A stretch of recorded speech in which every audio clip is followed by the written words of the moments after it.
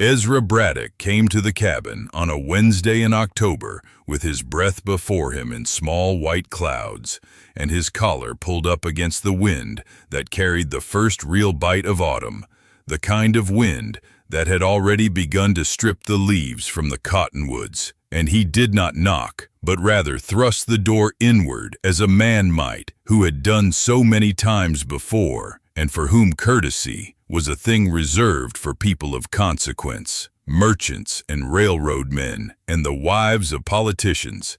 And when he saw Odile sitting by the fire with Colette beside her, mending a shirt with careful stitches, the needle moving in and out of the worn linen, he said without preamble that their time had come to an end, and that the cabin would be wanted by the first week of November for a railroad clerk and his wife, people who could be depended upon to pay rent on the appointed day, and that no exceptions would be made for widow women or their children, his tone suggesting that he believed such women to be the cause of most of the world's inconvenience,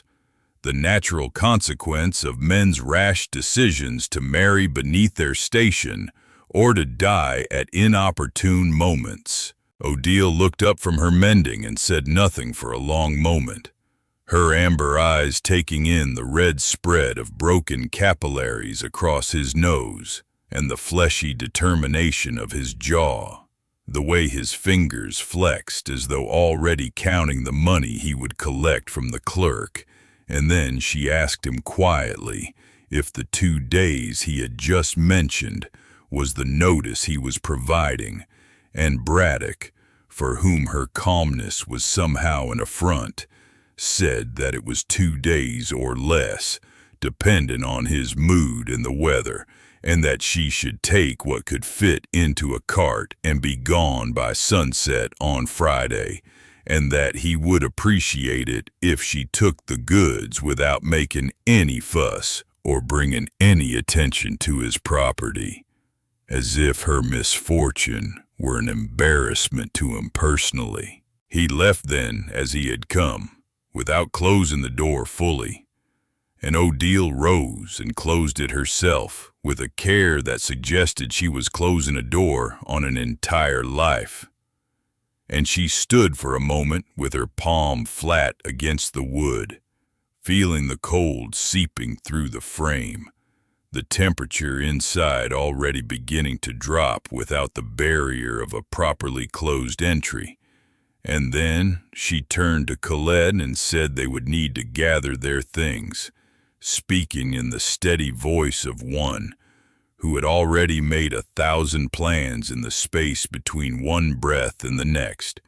who had lived long enough to know that the world was unkind, and that the only response to such unkindness was to persist, to gather what could be gathered, and to move forward into whatever lay ahead. The packing itself became a kind of inventory of their lives, each object handled with a reverence that came from the knowledge that these were the things that stood between survival and catastrophe. The trapping knife that Jean-Pierre had carried since he was a boy, its handle worn smooth by his hands and by his father's hands before him, the blade still sharp, though its tip was slightly bent from the winter he had tried to pry open a frozen muskrat trap, and the metal had given rather than the ice. The weight of the knife familiar in her palm, a thing she had held 1,000 times as she worked beside her husband, watching him move with an economy of motion that came from a lifetime spent in cold places,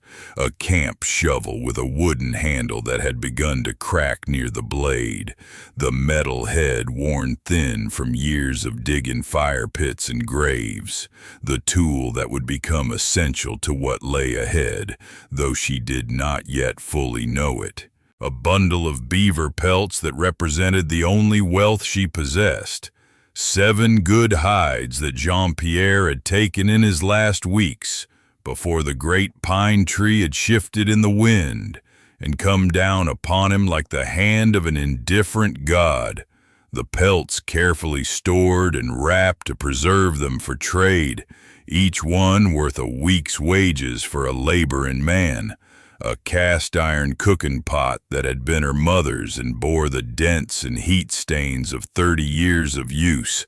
The interior blackened from fire and use, the exterior worn almost smooth in places. A vessel that had cooked innumerable meals, and which contained within itself a kind of history, not of her family exactly, but of the generations of women who had known how to make use of such a thing. Flour in a canvas sack, perhaps 20 pounds of it, precious grain that had to be stretched and rationed, lard in a sealed jar, rendered pig fat that would provide calories and fat for cooking, a concentrated form of sustenance. Dried venison that she had prepared herself the previous summer. Strips of lean meat that had been cured in salt and smoke and then hung in the rafters of the cabin, dark and hard and intensely flavored. Salt itself in a small wooden box, carved by Jean-Pierre with his knife. Salt that was worth its weight in silver, in a place where it could not be easily obtained. Matches in an oilcloth packet that had kept them dry through 3 seasons. Each match a small miracle of technology, each one a connection to the world of factories and commerce. A kerosene storm lantern that Jean-Pierre had bought in town with money from pelts sold the previous year. A good lamp with thick glass and a brass fitting, the glass unmarred, the wick intact, the oil reservoir full, a thing that would provide light and comfort through the long nights that stretched ahead. Blankets, 2 of them, one from their marriage bed, and one that had belonged to her parents, woven from wool that had been carded and spun by her mother's mother, heavy and close, woven and filled with the smell of seasons and of skin. Her mother's rosary made of carved beads and strung on wool thread, the beads smooth from decades of prayer, a thing she did not believe in entirely, but which her mother had pressed into her hands when they parted ways at the trading post, saying that it was insurance, that it could not hurt to have such a thing, and that someday she might come to understand why it mattered. Colette's rag doll with its button eyes, and its dress of faded calico, a thing the child could not sleep without, the doll worn soft from 1,000 nights of clutching, the stuffing visible where the seams had begun to fail, a creature more real to the child than most of the actual people she encountered. And Jean-Pierre's heavy wool coat, which Odile had not worn though she knew she would need to, the coat still carrying a faint scent of him, of wood smoke and animal fat, and something else that was only him, only the particular warmth of the man who had taken her from the trading post, where her mother had sent her at the age of 20, and made her his wife in a small ceremony attended by a priest who asked no questions about whether her father's blood entitled her to a proper marriage, the blood of a Métis fur trapper who had vanished into the territories before she was born, the blood that marked her now as a woman of the borderlands, of the spaces between civilized society and the wild. She had built a travois from 2 lodge poles that Jean-Pierre had cut for a larger project and never lived to complete. Heavy poles of bent cottonwood that he had soaked and formed and left to set, lashing them together at the front with hide strips, creating a frame that could be dragged like a sledge. And across this frame she stretched a canvas sheet that had once been their tent door, a piece of goods that had protected them through more than one prairie storm. And onto this, she loaded everything they owned, arranging it carefully so that the weight was distributed and the travois would not tip, And when she was finished, the travois held the whole of her life and the whole of Colette's life in a small, compact bundle. Everything that two people needed to survive in the country she knew, the knowledge of which she had absorbed from her father through stories told while trapping, and from Jean-Pierre through years of partnership, and from her own careful observation of the land and its seasons. They left at dawn on a Friday morning when the sky was the color of cold pewter and the frost on the grass was thick enough to crunch beneath their feet like shattered ice. And Odile pulled the travois with the long lodge poles angled low, the weight of it substantial but not impossible, her shoulders taking the strain, her breath coming in steady clouds that dissipated in the cold air. And beside her walked Colette, who was 9 years old and had the same amber eyes as her mother and the same dark hair, and who held tight to her rag doll and asked no questions, for she had learned early in her short life to read the quality of silence in her mother's bearing, to sense when speaking was not wanted, the language that moved between them being one of presence rather than words. They moved through Harrow's Crossing with the frozen mud of the main street hard beneath them, the town looking smaller than it had seemed when they first arrived. Or perhaps it was only that Odile had come to see it for what it was, a collection of temporary structures, hastily raised, without permanence or beauty, past the bank with its false front building and tall windows designed to suggest solidity and wealth. And inside those windows, Odile caught sight of Mrs. Dorothea Wainwright, who was the banker's wife and a woman of considerable girth and considerable opinion, standing with her hand to her mouth as if she had just witnessed something shocking, her face framed by the black fur of her winter coat and the feathers of her hat rising up behind her head like the bristles of some great black bird. And for a moment their eyes met, and Odile saw in the woman's expression a mixture of pity and contempt, the pity that the wealthy sometimes felt for those who had fallen, and the contempt that came from a sense of natural superiority, a belief that the Wainwrights of the world were somehow meant to prosper, while people like Odile were meant to struggle. On the steps of the church, Reverend Caldwell stood with his arms crossed, his thin, hawk-nosed face turning to watch them pass, his expression suggesting that he was witnessing the inevitable consequences of sin, though whether he believed the sin to be hers or Jean-Pierre's or that of her Métis father was never entirely clear.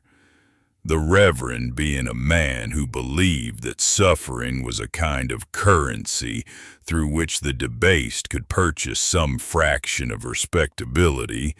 and that a woman living in a hole in the ground was perhaps getting exactly what she deserved. No one came forward with an offer of shelter, and no one called out to ask if they needed help, and no one moved from the warmth of their establishments to acknowledge the leaving of a woman and her child. And the only sound that accompanied them through the town was the creak of the travois frame and the soft padding of their feet, and the occasional sound of Colette's breathing, steady and calm, the breathing of a child who had learned to accept that the world was what it was. They walked for 2 miles along the frozen Elkhorn River, the water below them locked beneath a skin of ice that was perhaps a foot thick, the river flowing somewhere beneath that ice, but making almost no sound. And then Odile came to the place where the bank rose up, sharp and steep, a face of clay, perhaps 12 feet high, that had been carved over centuries by the river's slow work, carved and then exposed when the water had shifted its channel slightly downstream, leaving a wall of dense glacial clay that rose up like a barricade, an escarpment, a vertical face that spoke to the power of water and time. And here, where the bank was steepest and most severely undercut by the water's patient erosion, where the river had hollowed out the space at its base like a dentist probing a cavity, there was an overhang,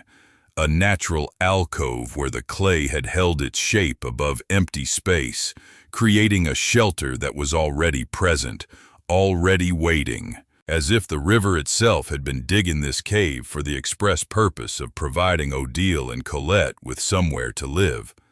When Odile approached this place and put her hand upon the earthen wall, she felt that it was warm, genuinely warm, warmer than the air that surrounded it, warmer than it had any right to be in early winter, as if the earth itself held some memory of summer or possessed some residual heat that had not yet dissipated in the cooling season, heat that came from deeper down, from a place where the frost could not reach. And she understood in that moment that this would be their home, that this was where they would shelter through the winter, and that the timing of Braddock's eviction and her arrival at this particular place seemed almost to suggest the workings of a providence that she did not quite believe in, but could not entirely dismiss. She knew this place from walks she had taken with Jean-Pierre when he was alive and well, and when he would bring her to the best trapping grounds and show her the signs to read, where the muskrats had their lodges in the banks, where the beaver came down from their lodges to feed in the evenings, where the foxes moved in the gray hours of dawn and dusk, the highways of animals that repeated their routes with a kind of mathematical precision. And she knew that this particular stretch of bank had always felt different to her, always felt warmer somehow. And she had mentioned it to Jean-Pierre once, and he had nodded and said that the earth had warm places and cold places, the way a living thing did, and that a person who understood such things could survive, could read the land like a book written in clay and stone and the patterns of animal movement. She set down the travois and took up the camp shovel and made the first cut into the clay face, striking hard, and the blade bit into the dense earth with a sound like the strike of an axe, a dull thud followed by the crack of separation, and a chunk of clay the size of a man's fist broke free and fell to the ground, landing with a muffled thump on the snow that had begun to gather there. And she struck again and again, her rhythm finding its way into her body, her breath coming in measured clouds, the work settling into her muscles and bones, the work becoming the whole of her attention. And there was in this work a kind of meditation, a way of thinking that came not from the mind, but from the hands, a knowledge that existed only in the movement and the strike and the resistance of the earth. Colette stood nearby and did not speak, but only watched as her mother carved into the face of the earth, her small form silhouetted against the white snow, her breath also visible. And when the pieces became small enough, the child began to carry them away, stacking them in a pile some distance from the excavation, her small hands working with the same patient determination that characterized everything her mother did, the two of them moving in a kind of choreography that required no instruction or explanation, a dance of work and purpose that had been written into their bones by generations of people who had understood that survival required the participation of everyone, that a child of 9 could carry clay as well as an adult, and that the work was important, and that her contribution mattered. The first day Odile dug until her hands were raw and her shoulders ached with a deep bone ache that spoke of muscles being asked to work beyond their normal capacity,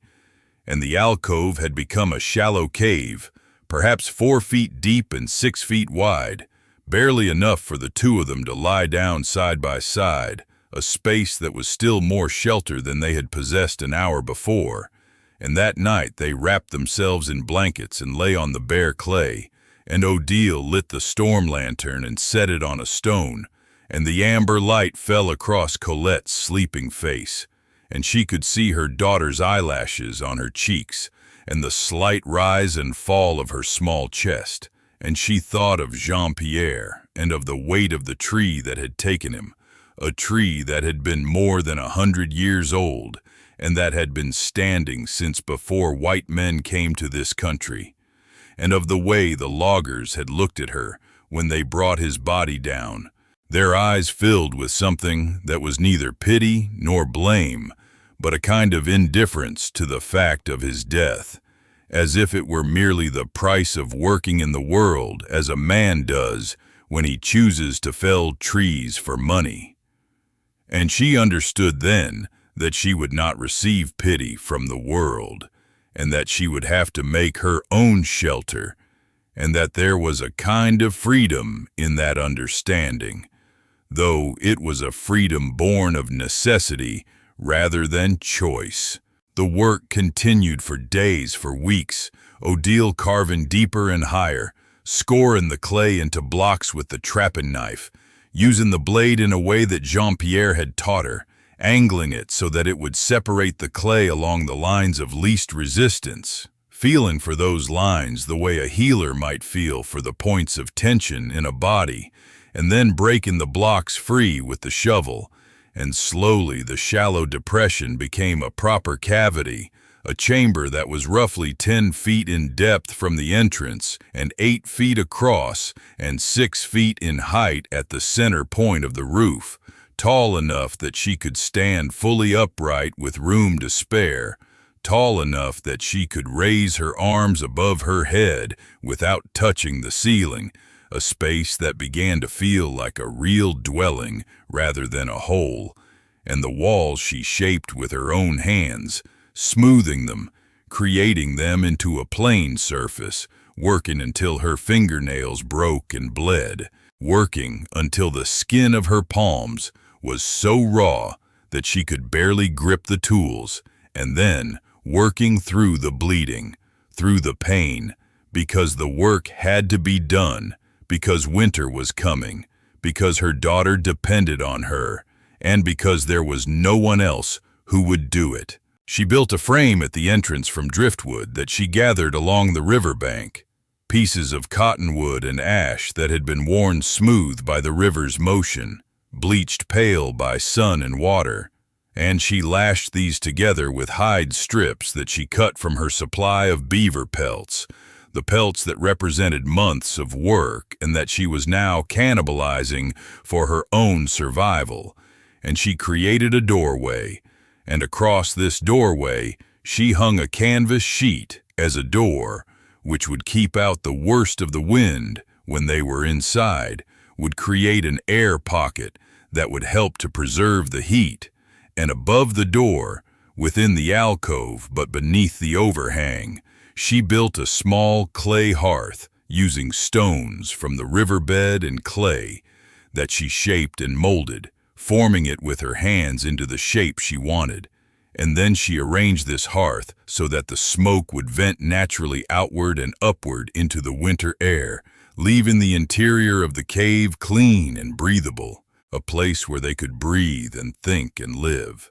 Within the cave itself, she carved a shelf into the eastern wall, a horizontal depression large enough to hold the storm lantern and the supplies, and on the opposite wall, she created a sleeping platform, raising the level of the floor by building it up with packed earth, and she covered this platform with the beaver pelts and the blankets, and over everything she spread the heavy wool coat, the coat that still held the scent of her dead husband, a scent that would fade with time and washing and the wearing away of seasons, but which for now was still present, still a kind of companionship, still a way of holding on to something that had been taken from her. The digging itself became a kind of prayer, though Odile was not a particularly religious woman in the way that the priests in town understood religion. the priests who believed that God was present in the words that they spoke and in the buildings that they occupied.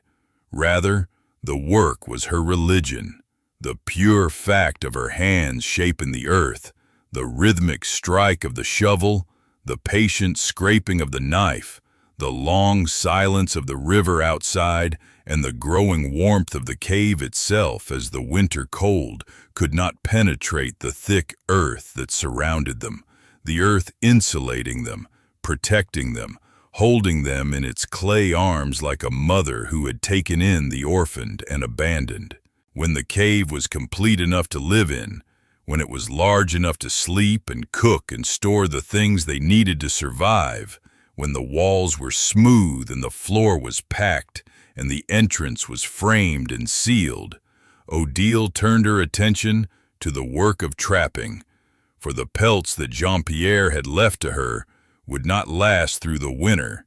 and she needed to accumulate more if she was to trade them in town for flour and salt and the other necessities that the land alone could not provide, the things that no amount of hunting and gathering could replace. She set snares along the riverbank for rabbits, simple loops of hide twisted into nooses and hung from branches at the height where the rabbits moved, at the height where the animals would hop and feed and move from one warren to another, and she created trap lines for muskrat and beaver, remembering the teachings of her father and of Jean-Pierre, the careful reading of the water, the understanding of where the animals would come to feed, the precise placement of the trap so that the set was invisible to the prey, but unavoidable in its execution. Each trap a dialogue between the hunter and the hunted, a conversation about life and death that had no mercy in it, but only necessity. When she caught something, she killed it swiftly, with a blow to the back of the skull, a quick mercy, a sudden transition from life to death.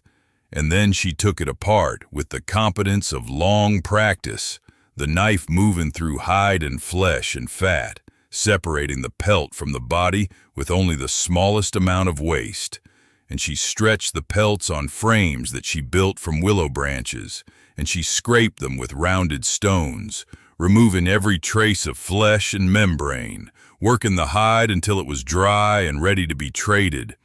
And she rendered the fat in the cast iron pot over the clay hearth, the fat melting slowly in the low heat, the rendered tallow becoming candles and cooking medium, and the fat that would keep a lamp burning through the long nights. The meat she dried over the hearth on racks of green willow, and the bones she boiled for broth, and nothing was wasted, nothing was left unconsidered, for she had been taught from her earliest years that the taking of a life was a compact between the hunter and the hunted, and that to waste any part of the animal was to break that compact, to show disrespect to the creature and to the land that had produced it. And this was a teaching that came not from church or from any human institution, but from the land itself, from the survival of her ancestors, from the understanding that you did not take unless you used, and that you did not use unless you needed. In early December, when the snows had come and the Elkhorn was locked beneath ice that was thick enough to walk on, thick enough that the sound of the water flowing beneath was almost inaudible, Odile loaded pelts onto the travois and pulled them into Harrow's Crossing, and she tied the lodge poles to the post outside Aldrich's General Store, and she carried the pelts inside, where Mrs. Aldrich was behind the counter, and where her face underwent a transformation upon seeing Odile, the woman's expression hardening into something cold and dismissive, the warmth that she displayed to the bank manager's wife and to the railroad men disappearing entirely. And she said loudly enough that her voice carried through the store and drew the attention of other customers, that she did not serve half-breeds, and that Odile should take her contaminated goods and her half-breed child and go back to whatever hole she had come out of, the words hitting like stones and there was, in the woman's voice, a kind of viciousness that suggested that she had been saving these words, had been holding them inside herself, waiting for the moment when she could release them, when she could attack someone who could not fight back, someone who had no power in the town, no family to defend her, no connections to the people who mattered. It was Mr. Aldrich himself who then appeared from the back room, a quiet man with weathered hands and a face that showed no contempt, only a kind of weariness at the fact of his wife's cruelty, her need to diminish others in order to feel large.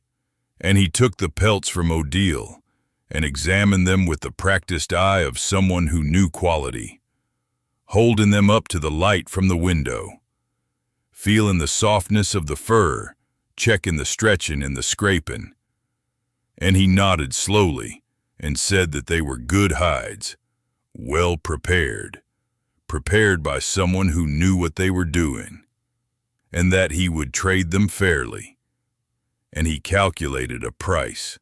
and set out flour and salt and candles and a small bag of sugar that was not part of the agreed transaction, but which he added anyway, saying nothing about it, his gesture speaking what his wife's words had tried to deny, that there was kindness in the world, that not everyone measured a person's worth by the blood that ran in their veins or by whether they had a man to protect them. Outside the store, as Odile was loading the supplies onto the travois, tying them down with hide strips so that nothing would shift or fall, Reverend Caldwell approached her, his thin frame moving through the cold, with the particular gait of a man who believed that his suffering in the world was a badge of virtue, his righteousness something that had to be maintained through constant vigilance and constant judgment of others. And he said to her that she was endangering her daughter by keeping her in such primitive conditions, that the child should be brought to town and placed in a boarding school where she might be taught the ways of Christian civilization, the ways of cleanliness and proper behavior, and the reading of Scripture, and that he intended to write to the territorial authorities about the situation, for it was their duty to intervene in the case of a child being raised in what amounted to a cave, a squalid and dangerous dwelling that no child should be forced to inhabit. No matter the circumstances, the Reverend's words suggesting that any dwelling that was not approved by white society was automatically unsuitable, that poverty itself was a crime against children, that the only way to save Colette was to separate her from her mother and place her in an institution where she would learn to be ashamed of who she was. Odile looked at him with her amber eyes and said nothing for a long moment. And then she said quietly that Colette was fed and warm, and that she was learning the things that a girl needed to know in order to survive in the country, and that the territorial authorities had many things more pressing than the dwelling place of a widow and her child, matters of mining claims and railroad disputes and the settling of disputes between men, and that the Reverend's duty was to his congregation and not to the judgment of the living conditions of those who could not afford his approval, and that her daughter would not be better served by being placed among strangers in a distant place, cut off from the people who loved her, taught to despise her own mother and her own heritage. She turned then and completed the loading of the supplies, and she called to Colette, who had been waiting by the store, holding her rag doll, the doll's button eyes catching the weak light of the winter afternoon, and together they pulled the travois out of Harrow's Crossing and began the walk back along the frozen river. The sun was setting as they walked, the sky turning a color that was part rose and part gray and part something that had no name, a color that seemed to come from inside the sky itself rather than from the sun. And the cold was deepening with the darkness, the temperature dropping as the heat that had accumulated during the day radiated back out into the atmosphere, and Odile, was reading the air in the way that her father had taught her to read it, the way that a person could sense the weight of coming weather in the feel of the wind and the particular quality of the light, and she could smell the metallic bite in the air that meant snow was coming, a hard snow, a killing snow,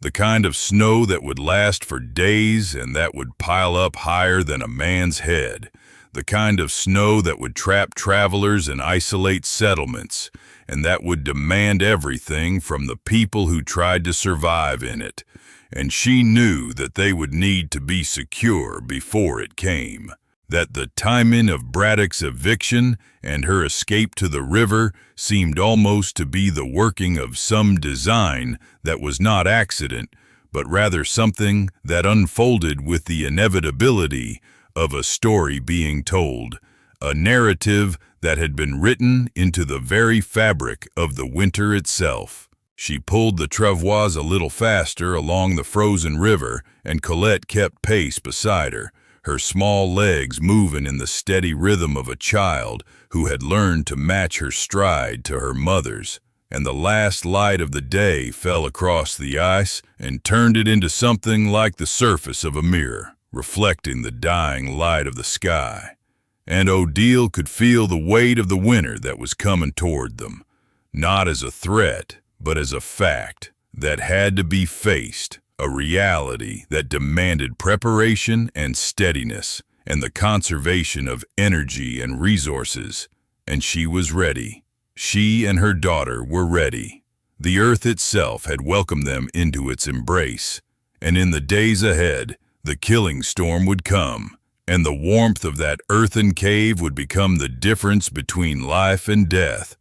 not only for Odile and Colette, but for a man they did not yet know, a man named Thomas Blackwood, who would stumble half-frozen into their shelter on a night when the wind was howling like something alive, something hunting, and whose presence would change everything that followed, would transform them from mere survivors into something larger, into a family built not of blood, but of necessity and shared struggle, and the knowledge that in the wilderness, survival itself was a kind of love. The storm came in the evening of the third day of digging, and it came without mercy and without warning. For the warm spell had broken, and the temperature fell as if the sky itself had cracked open, and all the cold locked away in the Arctic darkness had poured southward in a great reversal of the natural order, and the wind began to move through the Elkhorn Valley with a sound like the lamenting of ancient things,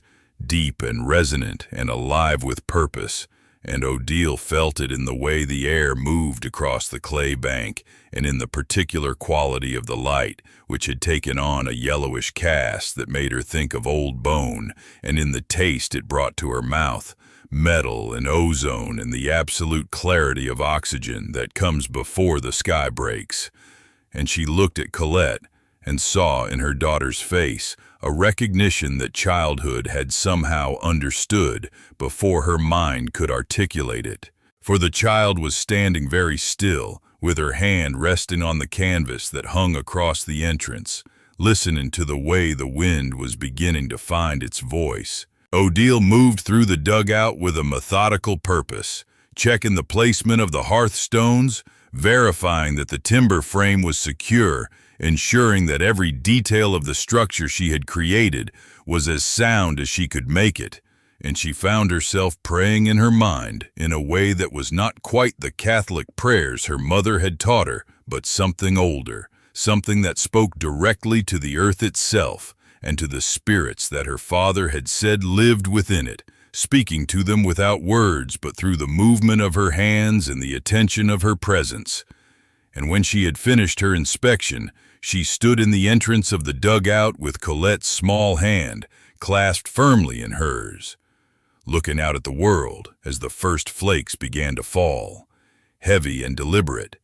And these flakes were not the gentle snow of earlier in the winter, but something harder and more purposeful, almost translucent, driven sideways by a wind that seemed to come from beyond the edge of the known world and the light was already dimming, though evening was hours away. And she said to Colette in a voice made steady by the necessity of steadiness, by the knowledge that her own fear would be transmitted to the child in the same way that animals could smell fear, "We are going to close the door now and not open it again until this is finished, until the earth itself tells us it is safe." And together they drew the canvas and timber door shut against the wind, securing it with the wooden bar she had fashioned from a piece of driftwood found caught in the ice weeks before, and the sound of the closing was final and absolute, and it seemed to cut the world into two parts, the chaos outside and the sanctuary within. The wind outside began to mount with a terrible inevitability, and it pressed against the door with a force that made the timbers creak, and it sang through the small gaps between the planks with a sound like voices in distress,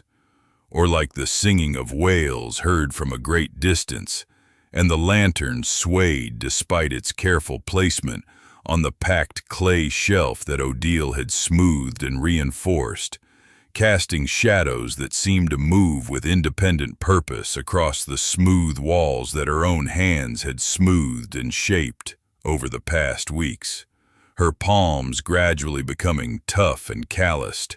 her fingernails broken and darkened with clay that no amount of scrubbing could fully remove, and she fed the small hearth with dried willow branches that she had gathered and stored, watching the flames take hold with an almost hypnotic attention, for there was deep comfort in the simplicity of this task,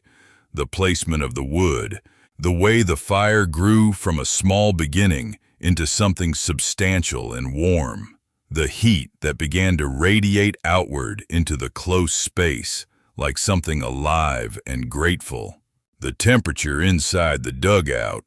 despite the chaos outside, remained steady and almost warm, and Odile began to understand that what she had intuited while digging was true. The earth itself was a heat reservoir, was absorbing and storing warmth, and was willing to share it with those who understood how to live within it. And this knowledge filled her with a sense of rightness that bordered on spiritual, that made her feel connected to something larger than herself.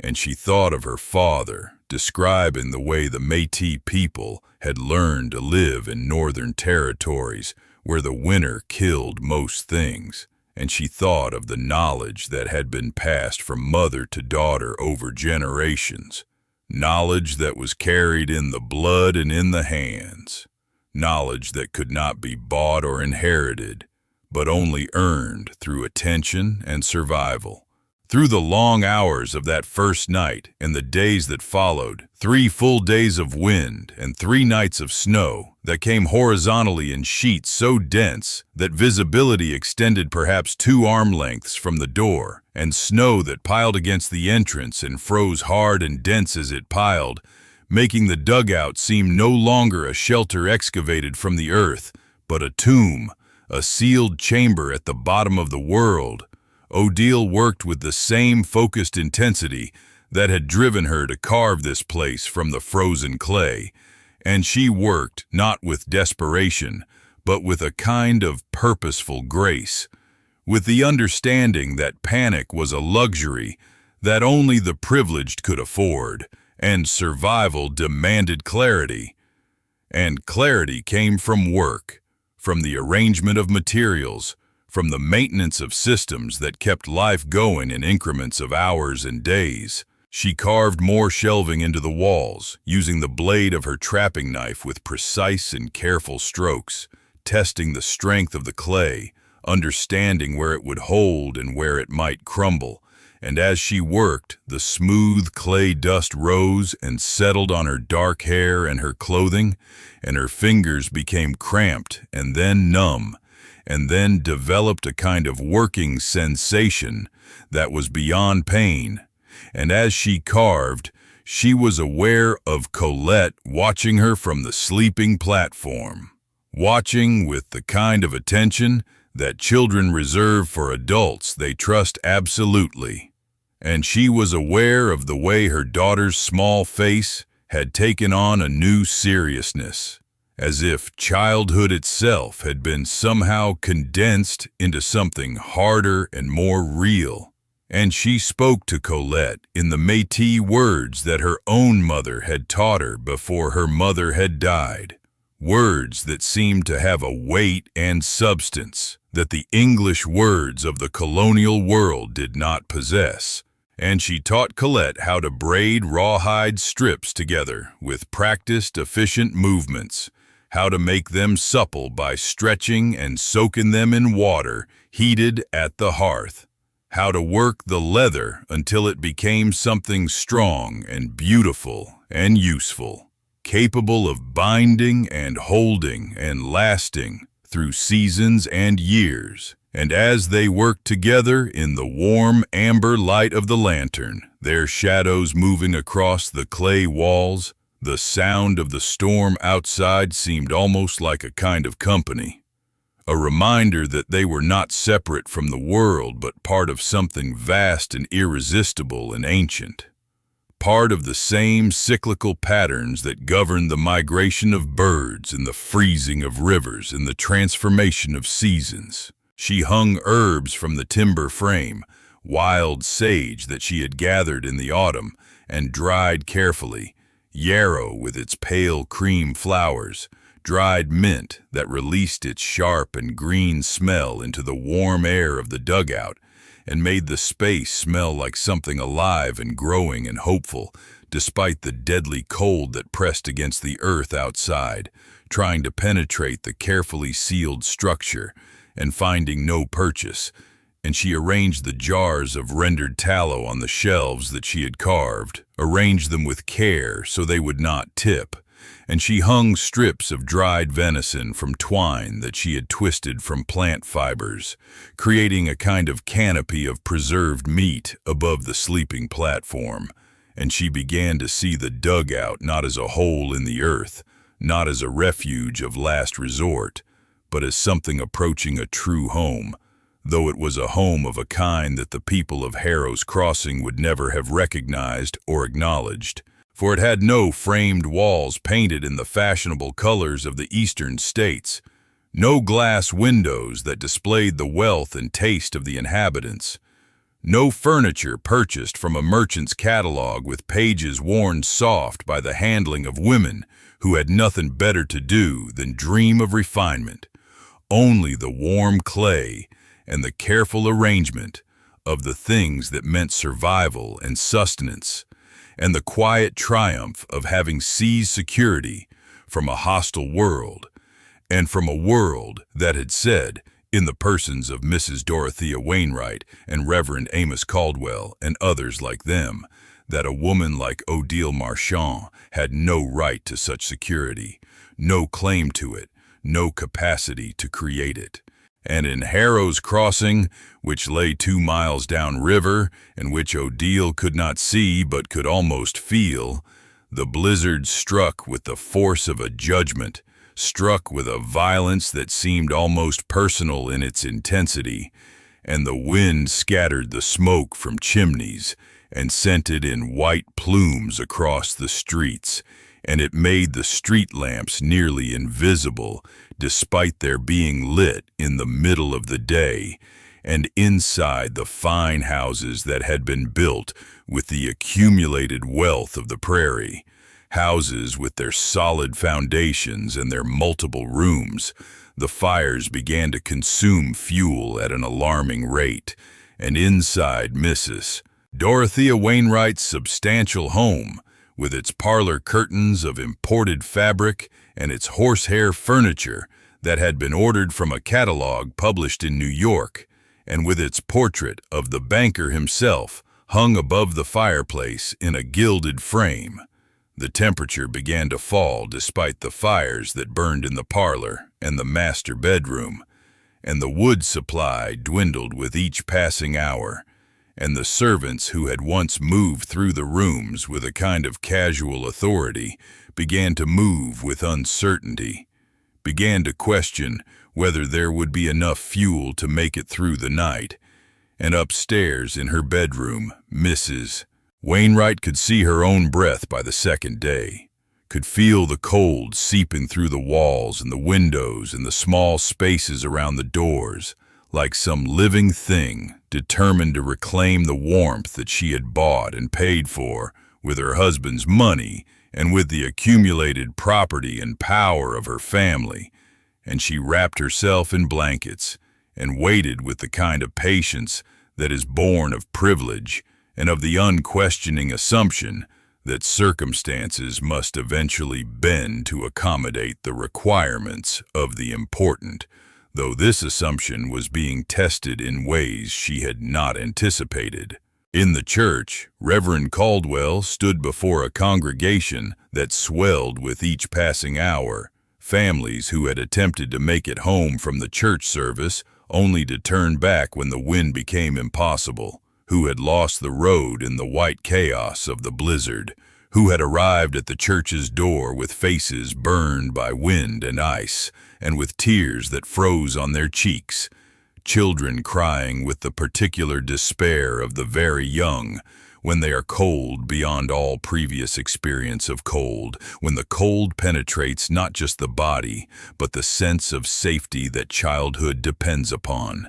And the Reverend spoke words of comfort and faith while the fires at either end of the nave consumed the wood at a rate that made his jaw tighten with a tension he could not release. And he found himself doing mathematics in his head, calculating the volume of each piece of cordwood, calculating how much would be consumed per hour at the current rate, calculating whether they would need to dismantle and burn the pews if the storm continued. And he thought of Odile Marchand in her hole in the earth, in that degrading shelter that spoke to everything that was uncivilized and wrong in the world. And he felt a complicated sensation move through his chest, something that was not quite shame but was adjacent to it in a way that he did not wish to examine too closely,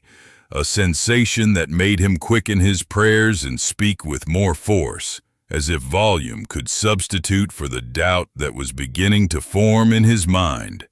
At the general store, Mr. Aldrich, who had always been a fair man despite the pressures of a commercial society,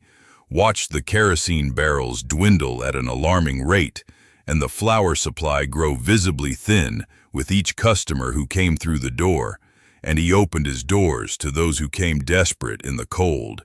who were stranded by the storm and needed shelter and warmth, and he gave credit to people he had known all his life, writing their debts in a ledger with a hand that shook from more than cold. And he tried not to think of the woman downriver who had shown more foresight and preparation and understanding in a few weeks of work than the entire town had managed in years of prosperity and ease. For thinking of her made him feel the weight of all his comfortable assumptions about how the world worked and about the superiority of civilized methods and about the natural order of things. On the third day of the storm, just as hope was beginning to form that the worst might be passing, a second system moved in from the northwest with the kind of sudden ferocity that seemed to mock human understanding, driving the temperature down past the point that thermometers could easily measure, into a region of cold that seemed abstract and theoretical, until one stepped into it and felt it like the absence of something essential, like the removal of the boundary between life and death, a cold so severe that exposed skin began to freeze in minutes, and the flesh itself would turn black and dead before the mind could fully register the pain, and the wind that carried this cold seemed almost sentient in its cruelty, seemed to be searching for weakness, for any opening through which it might pour itself and reclaim the warmth that humans had stolen from the earth. And in Harrow's Crossing, the authorities, such as they were, established shelters, and the schoolmaster, recognizing the danger, opened the schoolhouse, and the people of the town huddled together in these public spaces with blankets pulled around them, with children held close and adults standing in small groups speaking in voices made hoarse by anxiety. And they waited for the storm to break with a kind of grim endurance that bordered on acceptance of defeat,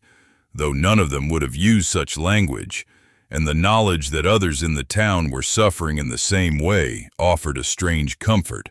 a kind of shared experience that made the unbearable seem almost communal. But in the dugout along the Elkhorn River, Odile and Colette moved through the storm with almost casual comfort, with the kind of ease that comes from having prepared thoroughly and understood one's position within the natural world, for the earth itself, that ancient, patient, reliable earth, had absorbed and held the warmth from the sun that had shone so intensely and so long just days before, and even without the hearth burning continually, even if the fire should die completely, the temperature inside the dugout would remain above the freezing point, would hold enough residual warmth to prevent death,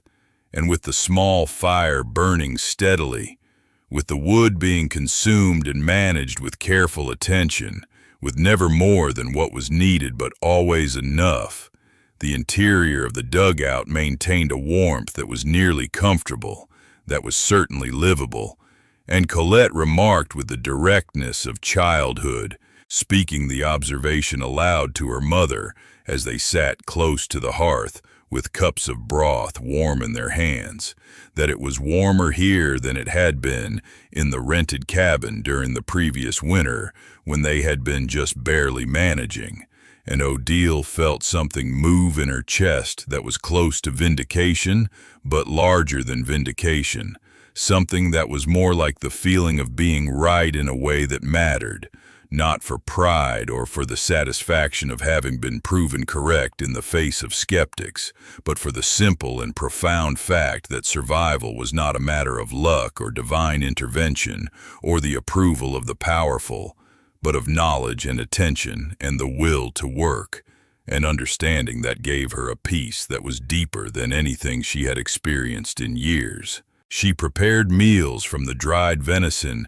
that she had carefully collected over the preceding months, soaking the tough strips to soften them, and then stewing them slowly with the few vegetables that remained, onions and root vegetables packed carefully in burlap and sawdust, things that had kept their substance through the cold, and she added rendered fat to give the stew richness, and she heated stones in the fire and used them to warm the broth, and the smell of the stew filled the dugout with a richness that seemed almost luxurious, seemed almost impossible in the context of a howling blizzard and the temperature falling outside to degrees that would kill a person in hours. And she baked flatbread on a piece of hot clay,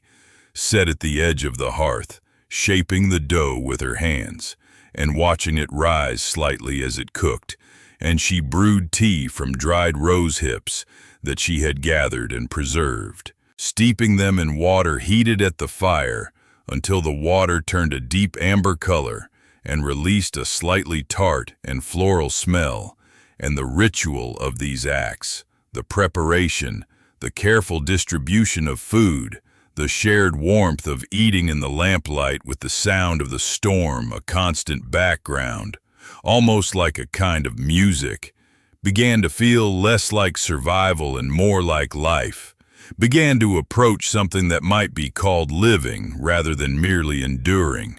And she told Colette stories in a voice made soft by the closeness of the space, made intimate by the fact that they were sealed together at the bottom of the earth. Stories of her father and her father's father. Stories of the old ways of reading weather in the movement of birds and the color of the sky at dawn. Stories of the Métis traders who had moved across the northern country with a freedom and a mastery of the land that the later world would not permit and would eventually try to suppress. And Colette listened with her dark eyes fixed on her mother's face, absorbing not just the words but the manner of their telling, the reverence and the sorrow and the pride that was woven through them like threads in a cloth, like something that could be inherited and carried forward and eventually passed to her own children if the world permitted it. And then, on the fourth day of the storm, though time had become something fluid and almost unreal in the sealed warmth of the dugout, with night and day marked only by the dimming and brightening of the lantern, with the hours flowing together in a kind of timelessness that was both frightening and strangely peaceful, there came a sound at the door, a hammering that was barely audible at first against the wind and the snow, that seemed almost to be imagined rather than heard,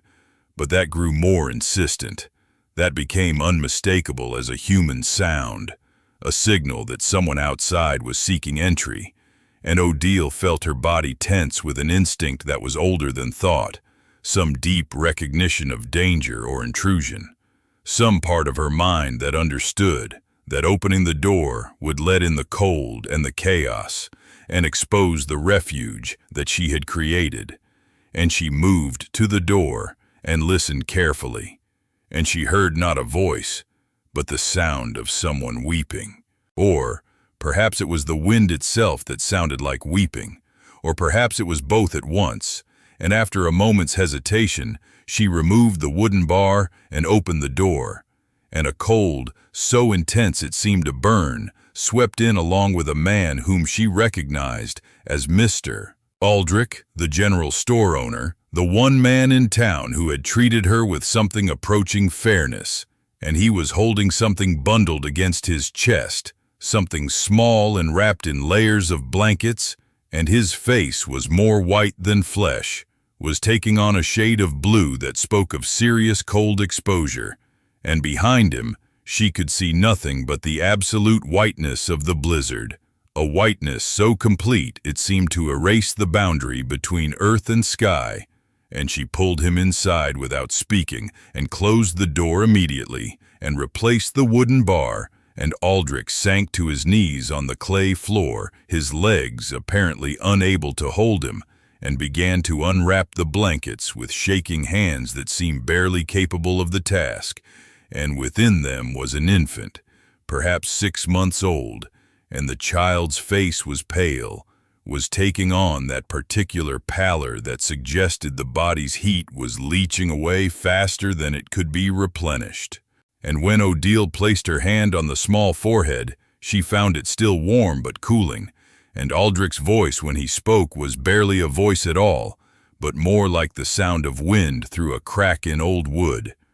"His mother is dead, my daughter. She took ill in the cold. The fever came and would not break, and I could not leave him to freeze with her. I could not, so I took him, and I walked, and I could not see, and I nearly did not find you. I nearly did not find anyone. And I have been walking for so long, I no longer remember what the road looked like."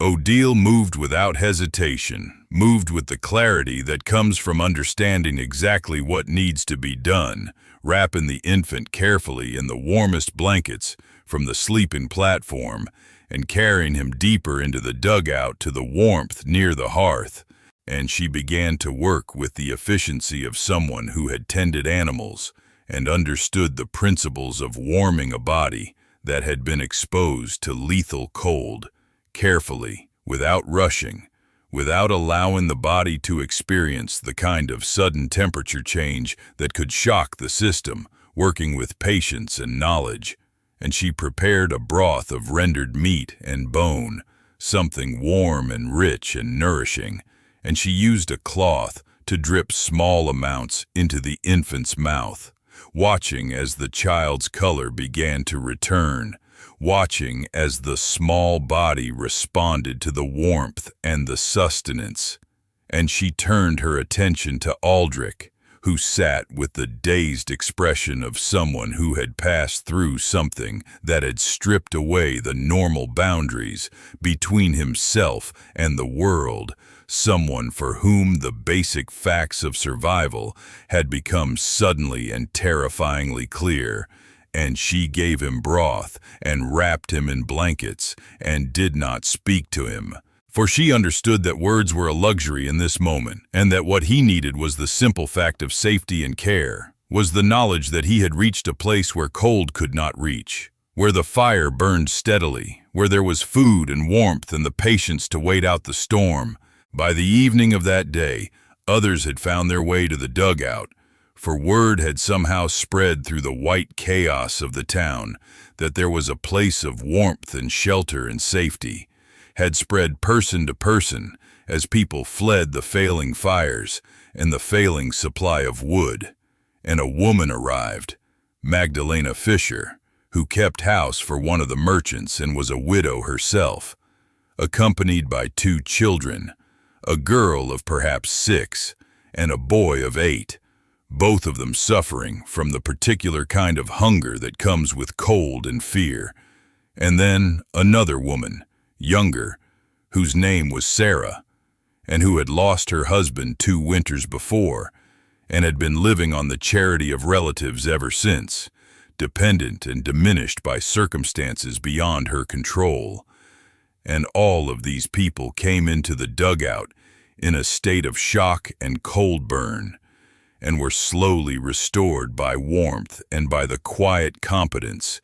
with which Odile moved among them, distributing blankets that were still warm from the sleeping platform, preparing food from her carefully accumulated stores, speaking in a voice that seemed to carry an authority born not of rank or wealth, but of the simple fact of knowing what needed to be done in the moment and doing it without hesitation or doubt. She organized the interior of the dugout with a logic that was almost mathematical. The deepest part, where the warmth was most constant, became the place where the children slept, bundled together under beaver pelts and under blankets arranged so they could move slightly, but not so much that they would become separated from the collective warmth. And Magdalena and Sarah took positions near them, providing the added body heat the children needed, and Mr. Aldrich remained close to the hearth, still in a state of partial shock, still marveling at the fact that he had survived, that his grandson had survived, and Odile herself moved between the entrance and the interior, keeping the fire at the right level, adding wood when it was needed, but not so much that it would consume unnecessarily, keeping watch, though watch for what was unclear, watch for the storm to break perhaps, or watch for any change in the state of things, or perhaps some deeper kind of watch, a spiritual vigilance as well as a practical one, a kind of attention to the balance between life and death that was taking place all around them and within the small, protected space of the dugout.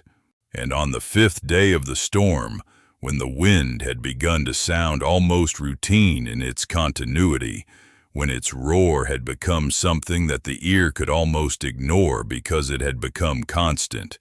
when the people sheltering in the dugout had begun to forget what the outside world had looked like, when children were beginning to play again with the resilience of youth, beginning to find joy in small things, the girl and the boy making small games with pebbles from the clay floor, with the rag doll that was Colette's, with anything that could be turned into distraction from the strange, confined life they were living,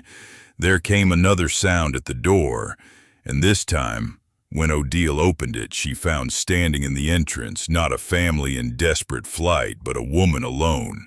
and the woman was Mrs. Dorothea Wainwright. She was barely recognizable, for her fine coat was soaked through and frozen solid into a shape that was almost alien, and her feathered hat was gone, lost somewhere in the white chaos, and her face was a shade of blue-white that suggested the borders between life and something else had become unclear, and there was no contempt in her expression, no pride, no hauteur, nothing but a kind of animal need, nothing but the pure instinct of a human being trying to survive, and Odile pulled her inside without a word and removed the frozen coat, for it would not move, would not bend, but she worked the woman out of it with careful, deliberate movements, understanding that pulling too hard might damage the flesh underneath, might cause the sudden frostbite that comes from aggressive warming, and she wrapped Mrs.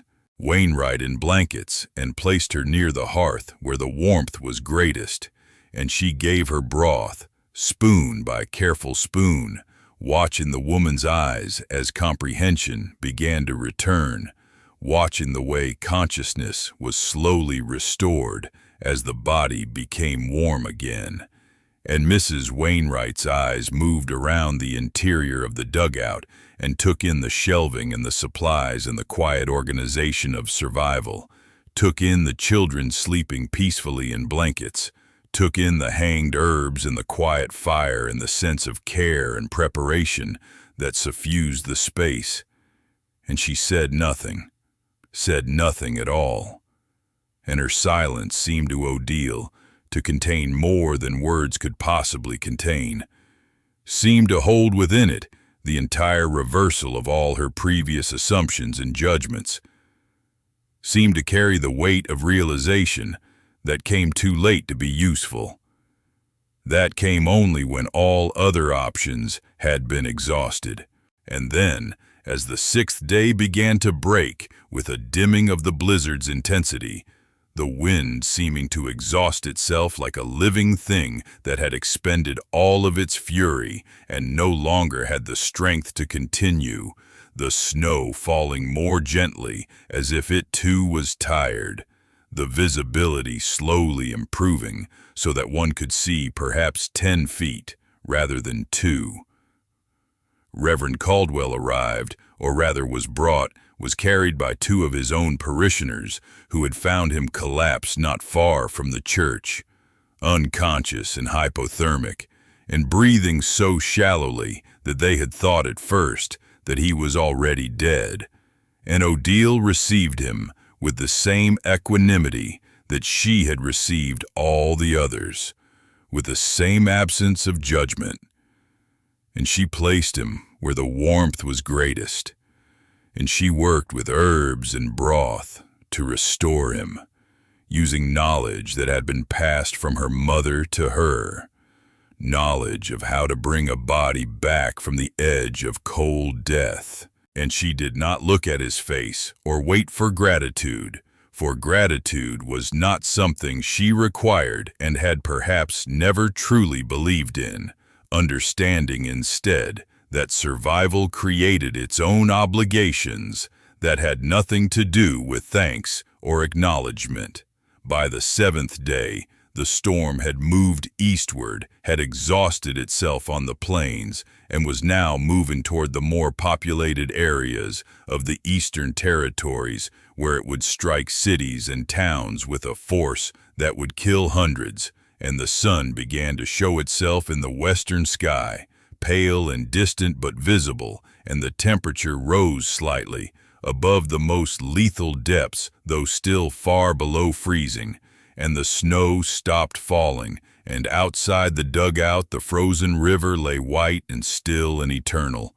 stretching away toward the distant town, and those who had sheltered within, Mr. Aldrich and his infant grandson now warmed and stabilized, Magdalena and her 2 children, young Sarah, Mrs. Wainwright, Reverend Caldwell, and Odile and Colette, emerged slowly into a world transformed by cold and survival into something they would recognize and remember for the rest of their lives, something against which all other experiences would be measured and found wanting, something that had stripped away the comfortable assumptions and revealed something more true beneath. And as Odile stood in the entrance of the dugout in the weak afternoon light, with Colette beside her and the river stretching away toward the distant town, she felt no triumph and expected no gratitude, for she understood in some deep part of herself,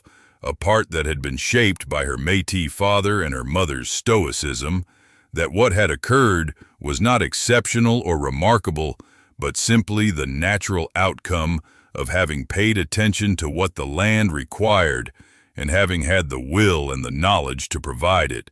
And if others saw it differently, if they saw it as miraculous or impossible or worthy of special praise, that was their concern and not hers. In the weeks and months that followed, as the snow melted and the Elkhorn River opened its channels again, and the frozen earth began to remember what softness was, began to release the water that had been locked within it, began to prepare for spring and growth and the return of things that fly and things that grow, something shifted in the town of Harrow's Crossing, though not in the dramatic way of sudden conversion or sudden reversal of opinion, but in the subtle way of minds being quietly forced to reconstruct their understanding of the world, forced to acknowledge that some of their deepest assumptions had been wrong, had been built on prejudice and ignorance rather than on understanding and observation, and the Territorial Land Office, perhaps moved by accounts that had become legend almost immediately, accounts that grew with each telling but had at their core the simple truth that a woman had dug into frozen earth and created shelter and had saved lives, perhaps moved by some administrator's sense of justice or practicality, or by the sheer force of the truth that could not be ignored, issued to Odile Marchand a homestead claim on the Riverbank acreage where the dugout stood,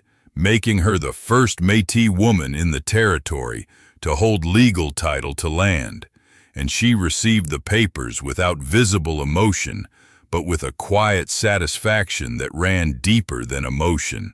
and she worked through the spring and early summer to expand the shelter, adding a second room by carving deeper and wider into the bank, reinforcing it with timber and clay brick that she molded with her own hands and dried in the sun,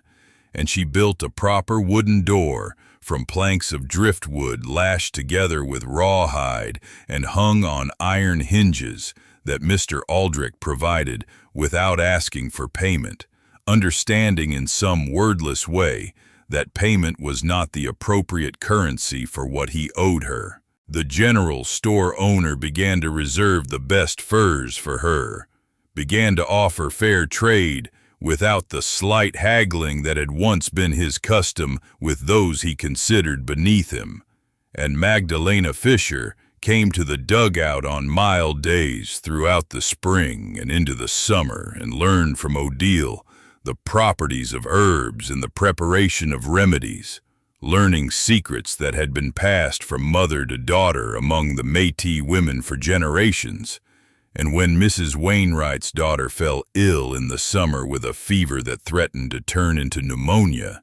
it was Odile's infusion of willow bark and feverfew that broke the fever and set the child back on the path to health. And though Mrs. Wainwright never spoke the words of apology, words that would have been too cheap and too late, she began to leave gifts at the dugout entrance, a bolt of fine cloth, a jar of store-bought honey, things that Odile accepted without comment and repurposed or gave to Colette, and the banker's wife began to hold her head differently when she encountered Odile in the town, began to nod slightly in acknowledgement, began to treat her with something that might have been close to respect, if respect could be earned through the act of saving one's life when life seemed nearly forfeit.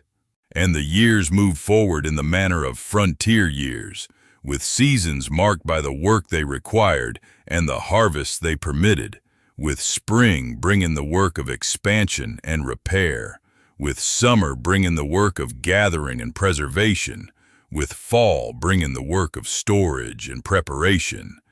and winter bringing the work of survival and endurance. And the dugout that Odile had carved with her own hands, and a camp shovel and a trapping knife, became not larger but more refined, its walls smoothed and sealed against the weather with clay mixed with fibers and rendered fat, its interior deepened and expanded, and she added a timber face to the riverbank entrance, a frame and door of proper construction, and eventually even small windows of traded glass that let in light without letting in the cold, and the shelves within held the accumulation of a life lived with intention and care. Jars of preserved fruits and vegetables, bundles of dried herbs labeled in her careful handwriting, folded blankets of beaver pelt and woven trade cloth, books that Colette had taught herself to read using a primer that Magdalena had provided, a wooden box containing her mother's rosary, and a photograph of her father taken in the old way with a photographer who had come through the territory years before. And outside the entrance, she planted what would grow in that climate and in that soil, hardy things suited to the river valley, things that would survive and return each spring. And she learned through observation and trial what would thrive there. And she built a small garden that produced vegetables and herbs that supplemented the stores she gathered from the wild. And in her mind, she sometimes returned to the image of Mrs. Wainwright's face in the blizzard, to the sound of Reverend Caldwell's breathing as she had worked to restore him, to the moment when Mr. Aldrich had knelt on the clay floor holding his infant grandson, and she did not forgive them because forgiveness seemed to imply that they had power over her and her choices, seemed to suggest that their scorn and judgment had mattered in some fundamental way. And instead, she simply continued, as she had always continued, attending to the work that lay before her, teaching Colette the skills that had been given to her, reading the land and the seasons and the slow changes that moved across the territory as it was transformed from frontier to something approaching civilization, and she understood that the respect that had come to her after the blizzard was not based on any change in who she was, but only on a change in what others were willing to see. And this knowledge made that respect feel like a thin thing, insufficient and somewhat hollow,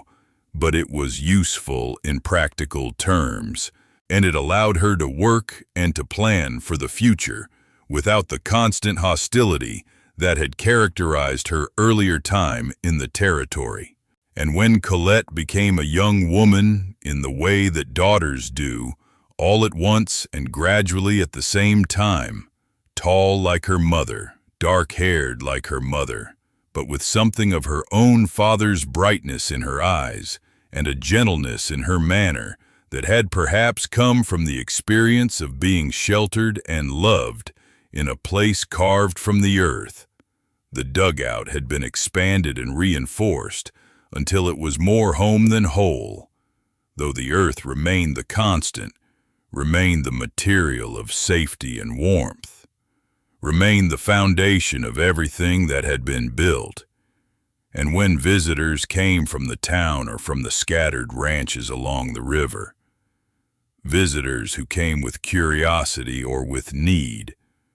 with respect now, or at least with courtesy, they would sometimes comment on the unusual structure, on its integration with the landscape, on the way it seemed to have grown from the earth, rather than having been imposed upon it,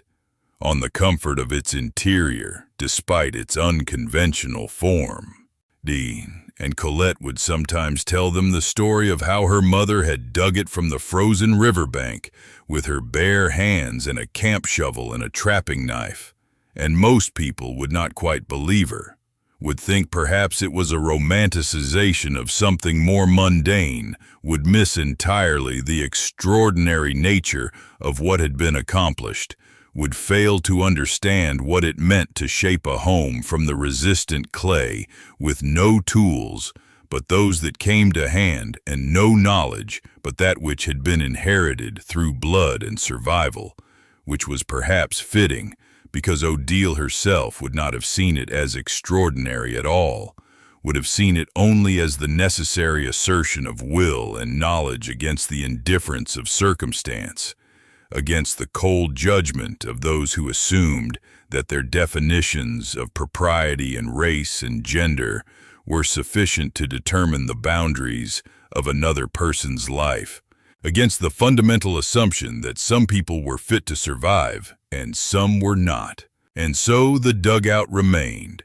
warm by the earth and by the fire that Odile tended with the same care and attention that she brought to all things, and warmed eventually by the fires that Colette tended, as she grew into her own knowledge and her own power. And the people of Harrow's Crossing, who had once called her the half-breed, the animal, the unfit, the woman living in a hole like something less than human, they gradually came to understand that she had not merely survived the winter of 1888, but had transformed it into something approaching victory, though a victory so quiet and complete that it required no celebration and no witness, that was simply the accumulation of days lived with intention and purpose, and the earth itself, that ancient and patient earth that had been her ally and her teacher, retained the memory of her hand shaping it, retained the impression of her will and her determination, and her refusal to accept the judgment of others. And the warmth within held the memory of her work and her presence. And when she stood in the doorway at evening and looked out toward the frozen or free Elkhorn River, depending on the season, she carried within herself the knowledge that she had taken the contempt and the scorn and the certainty of the town that she was not fit to survive among them. She had taken their mockery and their judgment, and she had transformed it into shelter, into warmth, into a home that had saved the very people who had condemned her. And if this was not a form of grace, it was something close to it, something earned rather than granted, something that no words of apology or recognition could ever fully encompass or diminish. And the river flowed on, as it had flowed for longer than human time, indifferent and eternal, and the earth held her home, as it had held her through the long winter, warm at its heart, patient in its knowing, waiting for the next generation and the next and the next.